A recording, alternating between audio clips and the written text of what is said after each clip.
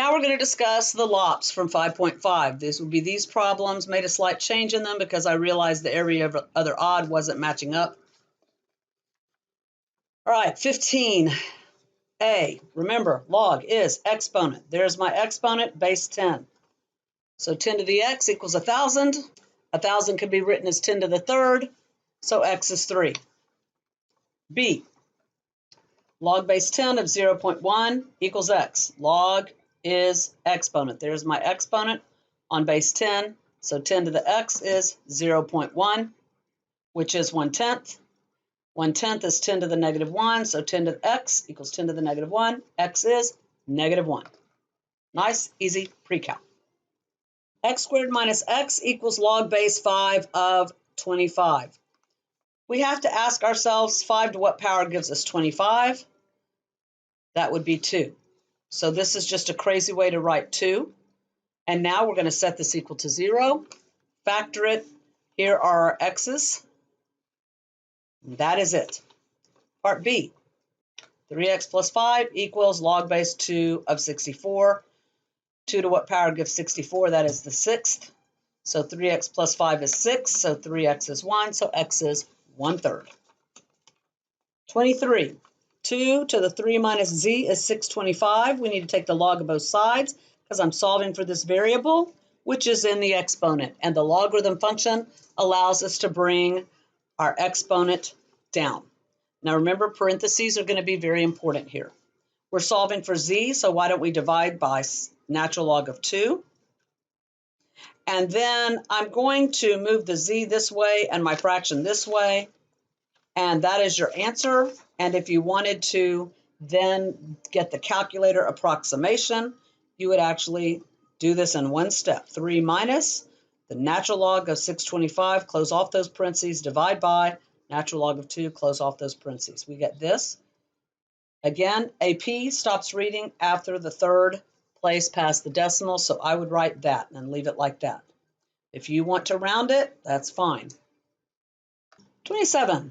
Log base 2 of x minus 1 is 5. Let us remember, we always need to think about domain with logarithmic functions. Okay, so we know that the argument must be positive, so x has to be greater than 1. So whatever my solution is, I have to have x greater than 1. Log is exponent, means 5 is our exponent on 2, equals x minus 1. So x minus 1 is 32, so x is 33. All right, in this problem, we are finding the derivative. Let us remember, the derivative of a to the u is a to the u times du dx times natural log of a. So f prime is the original exponential function times the derivative of the exponent times the natural log of the base. And that's all you can do with that one. We typically bring our factor of natural log of 4 in front. 41. This problem is going to require product rule. Okay? So 2 to the negative theta times cosine of pi theta. So 2 to the negative theta times the derivative of cosine pi theta plus cosine pi theta times the derivative of 2 to the negative theta, which would be 2 to the negative theta times the derivative of the exponent times the natural log of the base. Chain rule, chain rule. All right, let's see what we have here. Notice that I'm just going to write it all out a little bit better so I can look at what I have. Negative pi times 2 to the negative theta times sine pi theta plus a minus. So that's minus natural log of 2 to the negative theta times cosine of pi theta. Now look at what you have common to both terms. You have 2 to the negative theta, and that's all you got. So we're going to factor out, a negative 2 to the negative theta leaves us pi sine pi theta. Factoring the negative out makes it plus natural log of 2 cosine pi theta. That's pretty much all you can do. I just rewrote the order here. It matched what was in the book. Okay. 45. First thing I need to do is write this in a derivative-friendly format. Bring the 1/2 down. We can see that this is going to factor. So this is my y. So I don't like working with this log base 5. I'm going to change the base. going to go back here to log base 5 of x squared minus 1. That would be natural log of x squared minus 1 over natural log of 5, or 1 over natural log of 5 times the natural log of x squared minus 1, which we know factors. So this right here, I still have the 1/2, and I have 1 over ln 5. And then this is going to become ln of x minus 1, x plus 1, which, still using my log rules, allows me to write it like this. Now I want to look at my domain. X plus 1 has to be positive, and x minus 1 has to be positive. So x has to be greater than -1 and greater than 1, so x has to be greater than 1. That is my domain. Now, knowing that that's my domain, let's continue on. I'm ready to take the derivative. This is 1 over 2 ln 5, u prime over u plus u prime over u. Notice my notation, y prime. All right, what can I do here? Well, I can work to get the same denominator, so that's this product plus this product over this product. Let's do the work inside. X minus 1 plus x plus 1 gives me 2 x's on top over x plus 1, x minus 1. Outside here, I have 1 over 2 natural log of 5. And you can see that 2 and that 2 are going to cancel. And there is your nice answer. 45, here's our problem, and we need the tangent line at the point -1, 2. So first we have to find our derivative. The derivative of 2 to the negative x is 2 to the negative x times the derivative of the exponent times the natural log of the base. And I need to evaluate it at -1. So this is going to give me -2 to the negative times -1 times the natural log of 2, which gives me -2 to the 1 times natural log of 2. So -2 ln 2. That is my derivative at -1. So that is my slope. I need a point which was given to me. So y minus 2 equals, there's my slope, times x minus -1. Now, if you wanted to, you could distribute, you could bring this 2 over, and you could distribute this -2 across the x and across the 1. I say yet to that. That's very ugly. I don't like that. Not a fan. All right, 53 was more work than I wanted you to do right now, but we'll look at 57, which is similar, but not quite as ugly as it can be. So the problem here is I have my x here and I have a sine x here. So I have to do logarithmic differentiation. All right, and I need a tangent line at the point pi over 2, pi over 2. Now, logarithmic differentiation says take the log of both sides so that you can bring this exponent down. Now we're going to take the derivative. Notice this is ln y, which is kind of like ln u. What's the derivative of ln u? U prime over u, or 1 over u du dx. Well, I have a y, so 1 over y times y prime, also known as dy dx. This is a product. So sine x times the derivative of natural log x plus natural log x times the derivative of sine x. Solving for y prime, I would multiply both sides by y. And my y is x to the sine x. Now, I don't have to do a lot more work than that for my derivative. I needed to find the slope at pi over 2, which means substituting pi over 2 in everywhere I have an x. So y prime at pi over 2, notice my notation. I'm indicating what I'm going to do. I'm going to substitute pi over 2. So that's pi over 2 times the sine of pi. This is, so pi over 2 raised to the sine of pi over 2 times sine of pi over 2 times 1 over pi over 2 is 2 over pi, plus natural log of pi over 2 times the cosine of pi over 2. All right, let's look at what we have.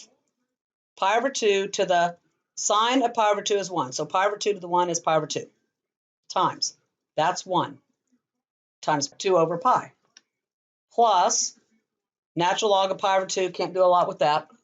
Cosine of pi over 2 is 0. So this is going to drop out completely. So we are looking at pi over 2 times 2 over pi, which is 1. So my slope of my function at pi over 2 is 1. Now I'm ready to write my tangent line at the point pi over 2, pi over 2. I've got my slope, and there it is. Y minus pi over 2 equals 1 times x minus pi over 2. If you want to distribute, you can. It's kind of cool in this problem because my tangent line is actually the line y equals x. Okay, we're going to look at 58, and 58 is similar. Okay, again, I've got sine x raised to the 2x. So I'm going to take the natural log of both sides, and we're going to have to do product rule because I have a product here. So here, 1 over y times y prime.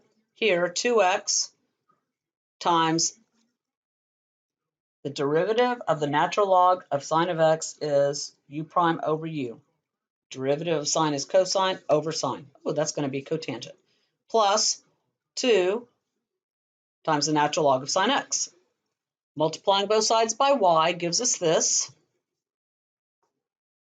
And we're going to substitute what y was. Now there's my derivative as a function of x. So we're going to substitute pi over 2 everywhere we have an x. Sine of pi over 2 raised to the 2 times pi over 2. Those 2's are going to cancel. So that is going to become 1 to the pi, which is simply 1. 2 times pi over 2 times cotangent of pi over 2 plus 2 times the natural log of the sine of pi over 2. All right, let's look at things we know. We know that the sine of pi over 2 is 1. Natural log of 1 is 0. That term's going to drop out. So I have 1 to the pi, which is 1. The 2's are going to cancel here, leaving pi, times cotangent of pi over 2. The coordinates of the point at pi over 2 are 0, 1. Cotangent is x over y. That becomes 0. So I have pi times 0 plus 2 times sine of pi over 2 is 1. I get 1 times 0. So what that tells me is the slope of my tangent line at pi over 2 is 0. What does that mean? We have a horizontal tangent at pi over 2. So at the point pi over 2, 1, my tangent line is the y equals the y coordinate. Remember, when the slope is 0, when you have a horizontal tangent, your equation is the line y equals whatever the y equals. And at the point pi over 2, 1, y equals 1. 61.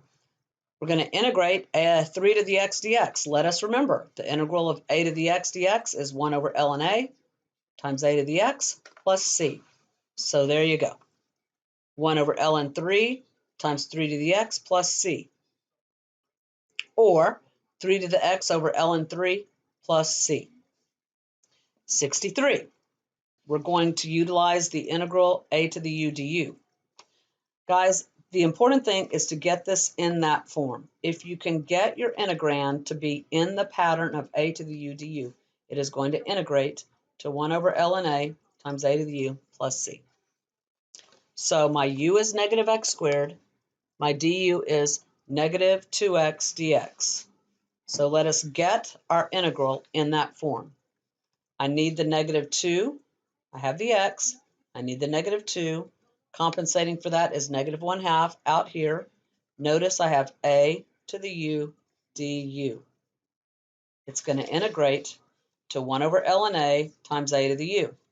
And I had to multiply by a negative 1/2 on the outside to get that du, so that's still there, plus c.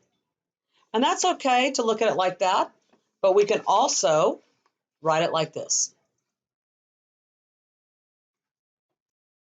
This is the integral of 3 to the 2x over 1 plus 3 to the 2x dx. So I'm going to try and get u prime over u, because if if I let 3 to the 2x be my u, this is not going to work well. So I'm going to let u be 1 plus 3 to the 2x. And when I do that, look at my derivative. The derivative of this, that's 0, plus the derivative of an exponential function is the exponential function times the derivative of the exponent times the natural log of the base. So I have the 3 to the 2x. I need to multiply by 2 times ln 3 to get my du, which means I'm going to also divide by it. So let us look. I have my du up here, 3 to the 2x times 2 ln 3 dx. There's my du over u. That's going to integrate to, once I have it in du over u form, it integrates to ln of u plus c. So natural log of my u times the coefficient plus c. Notice I don't need absolute value bars. Why? 3 to any power is going to be positive. 1 plus it is positive. 67. So my definite integral, negative 1 to 2, 2 to the x dx. We know that this is going to integrate to 1 over ln 2 times 2 to the x, and I'm going to keep the 1 over ln 2 out in front and deal with that at the end from negative 1 to 2. Substitute my 2, minus substitute my negative 1. That is going to give me 1 over ln 2 times 4 minus 1/2, which is 7 over 2 ln 2. And we know that that 2 here makes it ln 2 squared. And there you get your answer that's actually in the back of the book. Is this okay? Yes, this is okay. Okay, number 69. Notice another definite integral, and you see this, and I want to remind you that 5 to the x minus 3 to the x is not 2 to the x, right? So what I'm going to do is treat this as two separate integrals, all right? So this one's going to integrate 1 over ln 5 times 5 to the x from 0 to 1, which is going to give me 5 to the 1 minus 5 to the 0, which is 5 minus 1, or 1 over ln 5 times 4. That's this one. What about this one? Well, again, using our pattern, that's going to integrate to 1 over ln 3 times 3 to the x from 0 to 1. Substitute 1 minus substitute 0. 3 minus 1 is 2. So what I have is 4 over ln 5 minus 2 over ln 3. There you go. Nice, easy. I'm going to end with 91.